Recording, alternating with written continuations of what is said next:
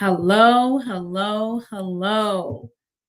Today is Thursday. It is November 20th. We got one more week till Thanksgiving. I'm Dr. Tangi. It is time for another session of Let's Talk Power Live. What are you thankful for? I'm thankful that I had the opportunity to travel abroad last week to attend a wonderful ceremony for a group of young men who are celebrating a young chapter of Omega Sci-Fi, and they were celebrating their Achievement Week.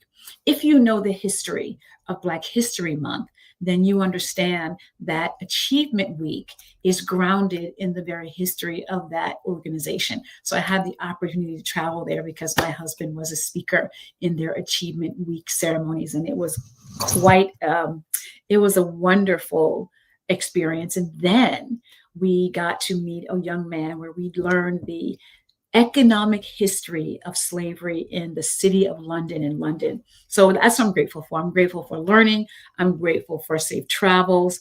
And I'm grateful to be back here talking with you live. I know last week we had a recorded session because we were actually in the air at the time, but I'm grateful to be back here live.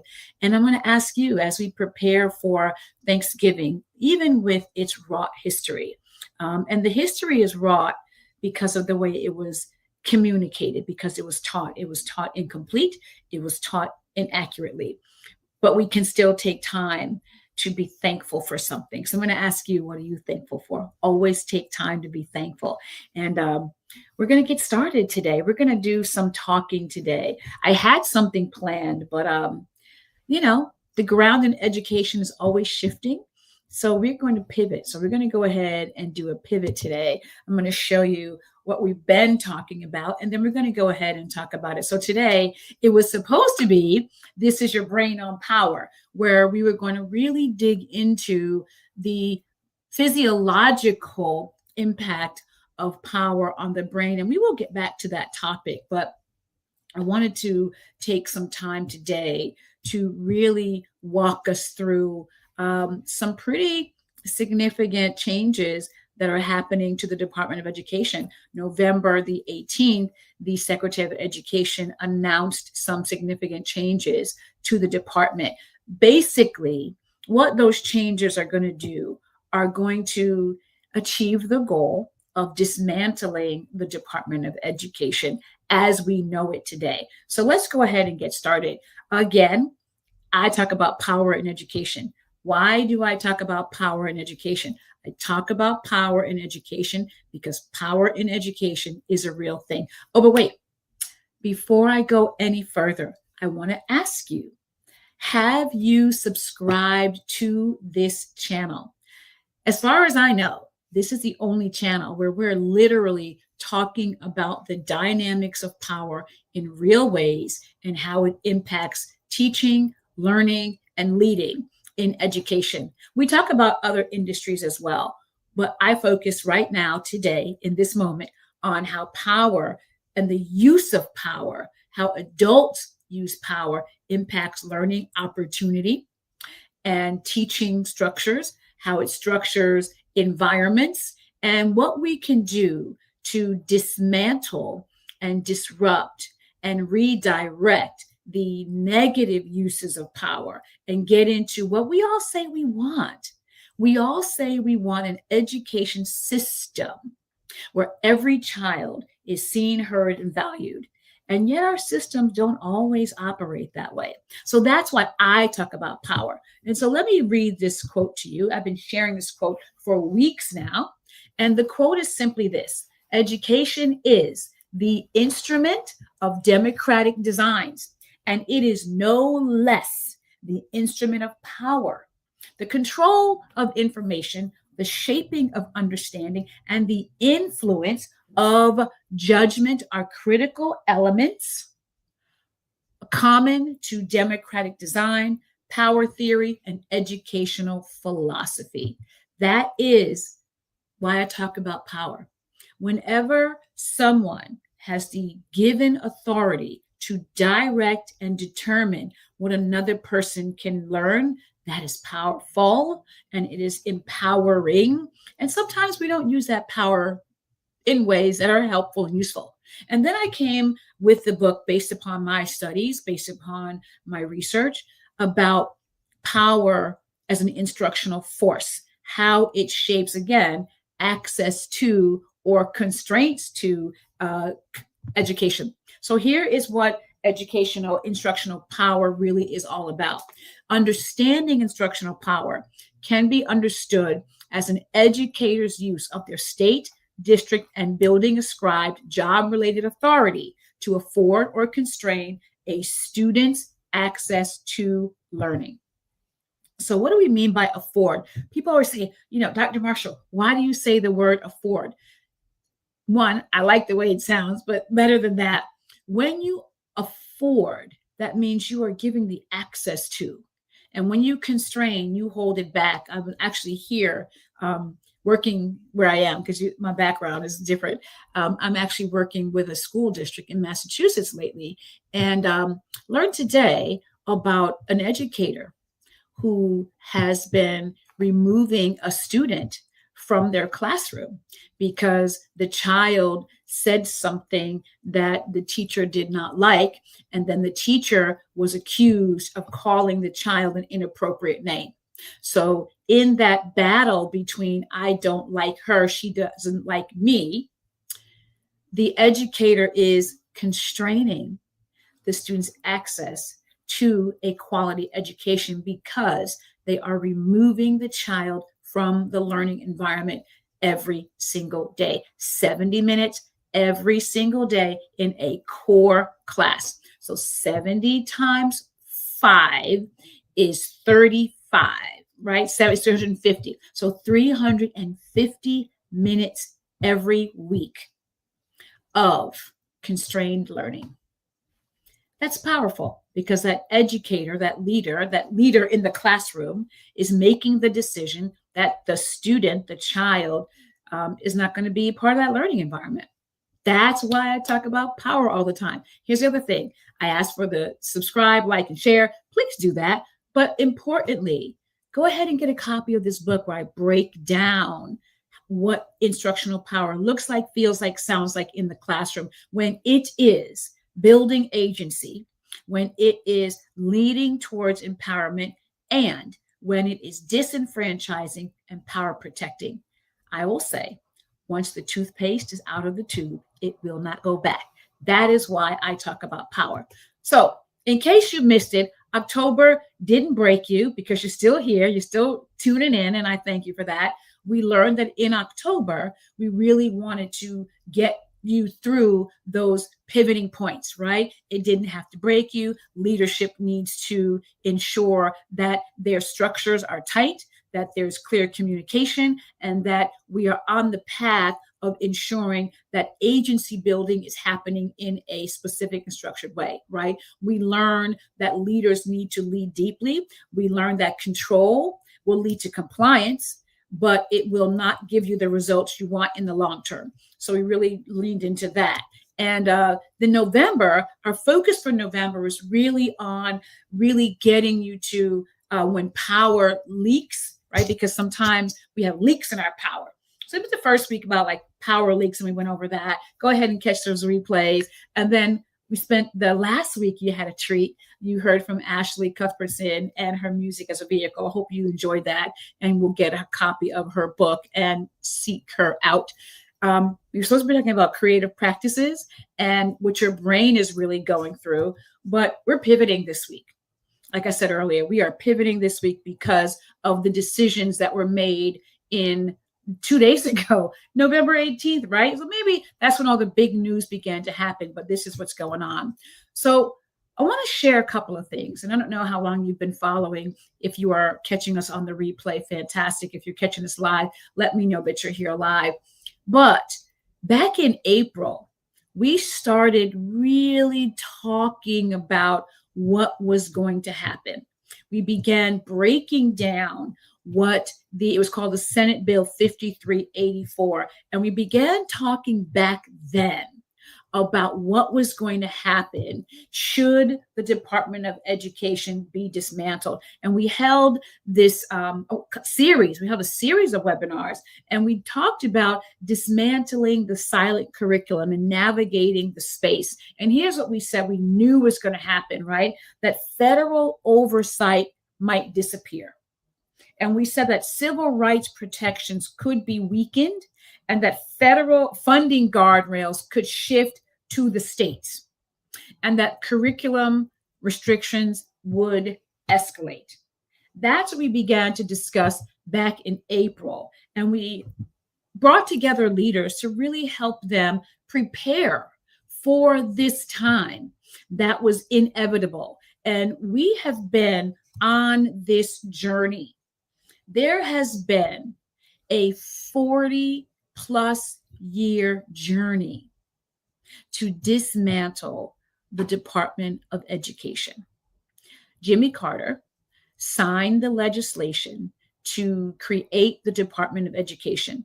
And almost from the nanosecond that he signed that directive, that bill, forces have been marshaling to dismantle it. There's a group of people who really do play the long game when it comes to getting what they want on a federal level. And they've played the long game, and they have found people who are willing to gut it from the inside out, right? The 40-year journey was all about what we talked about in April. It was about really shifting focus, the federal focus out of the federal government, taking protections away from vulnerable populations, students of color, students from the indigenous Indian population, students with disabilities, gutting the ability to support educators with federal funding for teacher professional development. We keep saying that we are the most educated country in the world. And yet we keep siphoning money away from the very people who need it the most, right? They want to remove accountability systems and make it much more difficult to bring about civil rights complaints. The Department of Justice, right? There used to be everything used to be contained inside the Department of Education for ease of navigation from states, right? We have more than 10,000 districts in this country. That's a lot of school districts. And they would all have their work centralized through the Department of Education. Now, over this last 40 years, it really has become more and more difficult for states and districts to get the support that they need. And here we are. What we began to talk about in April was that this was coming. And, it quieted down a little bit, right? There were a whole lot of other events happening on the federal level. And the Department of Education conversations began to die down. It got very, very quiet. And we weren't hearing a lot about what was going on. Those very boisterous conversations that were happening back in April began not to happen. So I think it kind of lulled people into silence to believe that, maybe they won't do it. But here we are at a time when the very thing they said was going to happen actually did happen. So let's go ahead and really think through and talk about what's going on here. So right now, right, so the eliminating of the department, that's what the 5384 told us, that it was going to eliminate the U.S. Department of Education and that they would transfer civil rights oversight to the Department of Justice, that they would be converting all federal education programs into block grants, and that they would be weakening federal reporting. That's what the Senate Bill 5384 began to warn us about.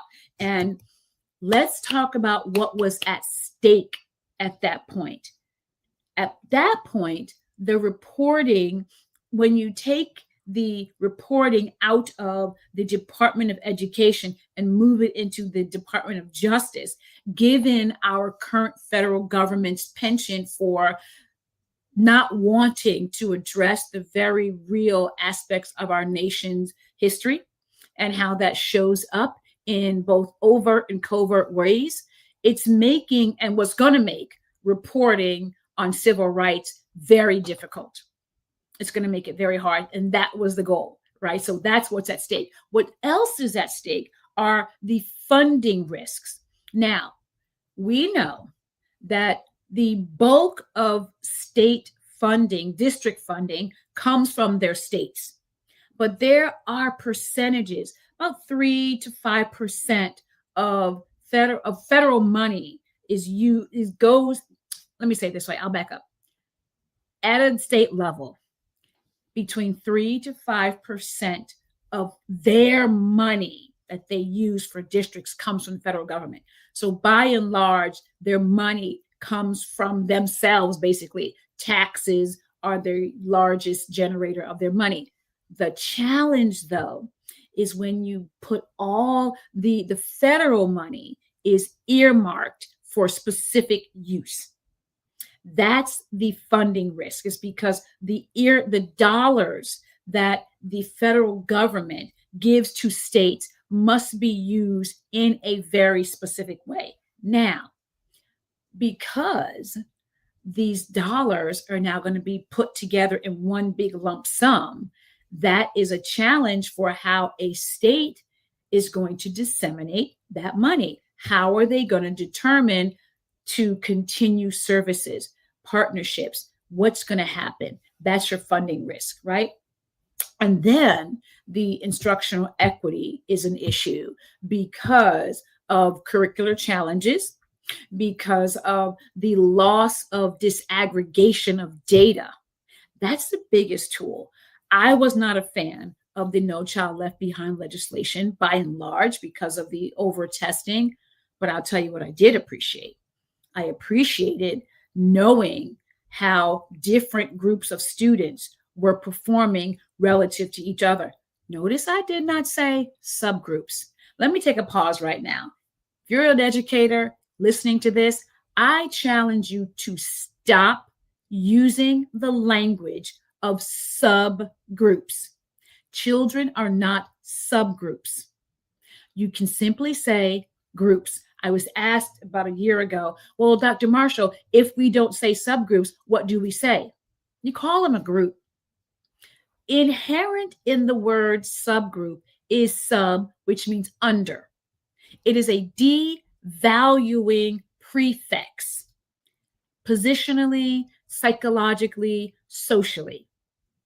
So I challenge you to please stop referring to groups of students who happen to be different racial, ethnic groups or disability groups as subgroups, because they're not the quote unquote norm. Just call them, we want to know how our groups of students are doing.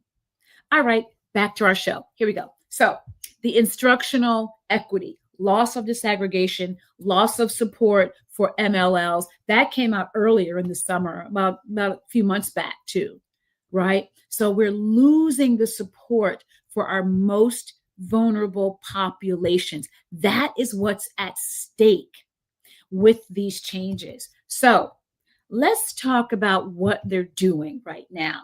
They have 6 new quote unquote partnerships. The Department of ED means ed, the Department of Education and the Department of Labor. Think about that. They are going to get elementary and secondary education. So the work that was in DOE, that was handled in the Division of Elementary and Secondary Education, that's going to now go to Department of Labor. Same thing with the education partnerships for post-secondary. That's going also to the Department of Labor. The DOI, Department of the Interior, that is going to be Indian Education Partnership. Now, I spoke about all of these in April, but they were mulling around who was going to go where, how were things going to be divided up. This is now the official proposal on the table to divide the groups up in this way. So the Indian Education Partnership will go to the Department of the Interior, Health and Human Services, Foreign Medical Accreditation Partnerships, Health and Human Services. Child access means parents in school partnership. Now, parents have always had the ability to partner with their state departments of education, their local districts, their local schools, down to the classroom. Parents have always been able to advocate for what they do and what they don't want for their children. So this is about politics and not what is right for children. And then ed and state, the State Department, international education, foreign language studies partnerships. So all of these areas that were once part of a focused area, a focused department on education, where they had experts in these areas, experts with policy knowledge, with practice knowledge, right? People who were in the field, in the actual profession, would work in the Department of Education. People who understood what it meant to support a state, who had the answers. Everything now is being dispersed. Back in April, we talked about the dollars. So the two biggest dollar buckets are, there's about $18 billion. And then that's the titles programs. And then there is about $15 billion in IDEA. All of that money now is being dispersed and is going in other places. So when we talk about what's at stake, we're talking about the funding aspects of what's really going to impact how states now allocate their funds. How will the state leader, right, a secretary of state, a secretary of education for a state, how will that person be meeting with the various heads of departments in their state to really think through how to support their districts? How will they make sure that there is funding continuation? How are they going to make sure that there's service continuation? There's some real serious questions that have to be answered that a Secretary of Education at the state level has to be sure that he or she is ready to answer. So these are the 6 new areas that are being changed, how the department is going to be sliced up like a pie. Let me run through them again. So the elementary and secondary education and post-secondary education, those are all going to the Department of Labor. Then we have Indian education, that is going to the Department of the Interior.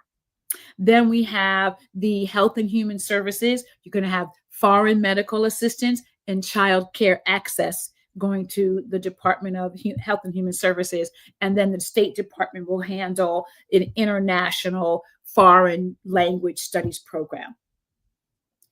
I am concerned, and I'm sure that you are too. So what is the power move? If you are a leader at the state level, you've got some real work to do, and you got to do that work now. And if you are a leader at the district level, you have some work here too, because you now have to think through what's going to happen with your service providing, right? How are you going to know who to send your people to when they need answers? What's going to be the policy implications for you? How will you continue to get the data you need from the various groups of students to ensure every student still gets the excellent education they deserve. That was one of the best things about the No Child Left Behind legislation. It forced us as a country to look at the truth that we were systematically undereducating entire populations of students. So here are the moves to make. You need funding and resource power move. You need accountability and oversight. That's going to get you to your assessments, your disaggregation of data. You still need to disaggregate your data. You still need to know how much pot you're going to get. How will you continue services? The communication and messaging, that is as critical as anything. People are hearing all kinds of information from all kinds of sources and resources. So therefore, as a leader at the state and district level, your communication and your messaging are critical. You have to have a strategy. And then your service continuity and access. How will you ensure that services your students need continue? The question is, do you have a plan? Have you been thinking about this back in April? Actually, started before April, started in February, right? Started in February. Then it quieted down a little bit, came back in April. It's been quieting down. Then we learned about the service discontinuing for MLL students, for students who are multilingual learners. We heard about that funding, right? Now we're hearing about Title II funding being cut. Now here we have the full-on proposal to dismantle. And here's the thing that's going to happen. They're going to say, we're not necessarily eliminating it. We're just redistributing the parts. That's how they're going to do it. That's what they're proposing, to redistribute the parts. So these are the 4 areas that are necessary as a leader to be prepared for. And so let me give you a gem. I give you a gem every single week. This time, I really want you to take a look. We have federal shifts are here. Is your system ready? Why the preparing for possibilities and state readiness checks tools matter now? Why they matter now? There is a QR code right there for you. Scan that QR code or use the bit.ly link. It will take you to this tool. The shifts are here. You need to be prepared. Your students deserve for you to be prepared for this. So I want to tell you, we've got a lot going on in this country, and our students deserve for us as leaders to be prepared for this. So that's why we took time today to pivot. And that's why I decided to talk more specifically about these federal changes that are underway and help you as a leader at any level, particularly the state and district level, and to offer this tool, why it matters more than ever that you take the time and you consider these 4 buckets so that your state is prepared when these shifts happen, because it's just a matter of time. And the one thing you got to know, preparation equals power. This change is about power through the political strong arming. So get ahead of the game. Go ahead and scan the QR code or type in the code and get access to this tool. And as you're thinking about next, there's a lot going on. As a leader, want to invite you to please go ahead and get a copy of this book, Understanding Your Instructional Power. Go ahead and get a copy. Then when you get your copy, go ahead and take a picture and tag us in your social media so we know. And in the meantime, please remember, like, subscribe, share. We know how algorithms work. We are growing this channel. It's just over a year and a half old, but we are excited about being a channel committed to power and education in real and actionable ways. So go ahead, subscribe, like, share, get a copy of your book. Stay tuned. We have some surprises coming up. So looking forward to having you join us. And Thank you. Next week will be Thanksgiving Day. We will probably have a recorded session, or we might take the week off. I'm not sure yet. But either way, the next time we hope you're here too. Have a great evening, everybody. And thanks for joining.